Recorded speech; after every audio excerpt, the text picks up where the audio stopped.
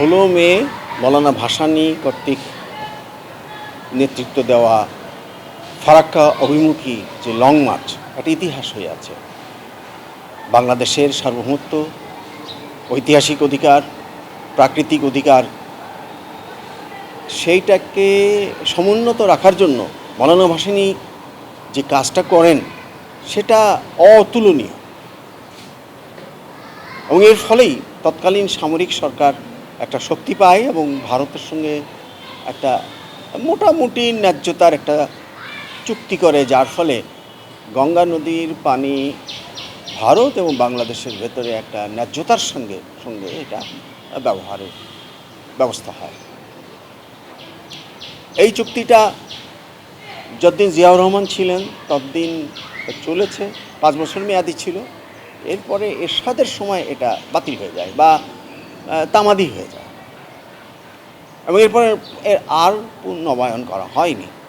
এরপরে শেখ হাসিনার সময় একটা চুক্তি হয়েছে, কিন্তু সেই চুক্তিটাতে কতগুলো বিষয় ঘাটতি ছিল। যেমন বাংলাদেশকে ন্যূনতম 34,500 কিউসেক পানি দেওয়াটা একটা গ্যারান্টি ছিল যে গঙ্গার পানি যাই আসুক না কেন বাংলাদেশকে এই পরিমাণ পানি দিতে হবে, বাকিটা সে নেবে।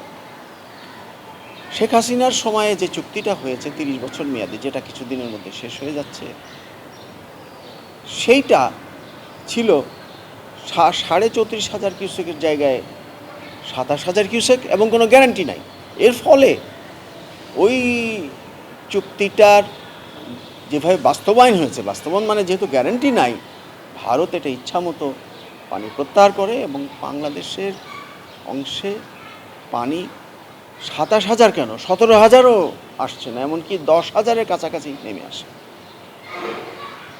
অতএব মৌলানা ভাসানীর সময়ের সেই লং মার্চের যে ফল আমরা পেয়েছিলাম, একটা ন্যায্যতার সঙ্গে মোটামুটি ন্যায্যতার সঙ্গে একটা পানি ব্যবহার চুক্তি, সেইটার জন্য একটা বারবার আমাদেরকে ফিরে সেখানে যেতে হয়। আমরা সেটাকে চাই যে সেই ব্যাপারটা এখন হোক।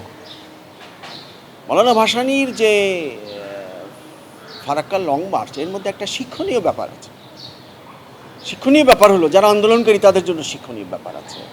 সেটা হলো ফারাক্কা ভারতের ভেতরে একটা ব্যারেজ। একই রকম ব্যাপার তিস্তার উপরে হচ্ছে। সেই তিস্তার যে ফারাক্কার মতোই ভারতের ভেতরে গজলডোবা ব্যারেজ।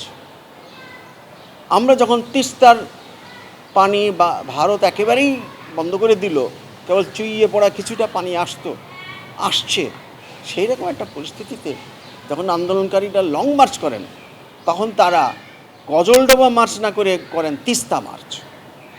তিস্তা মানে আমাদের ভেতরে একটা তিস্তা ব্যারেজ আছে, সেখানে করেন আমাদের দেশের ভেতরেই। এতে তো কোনো কাজ হবে না।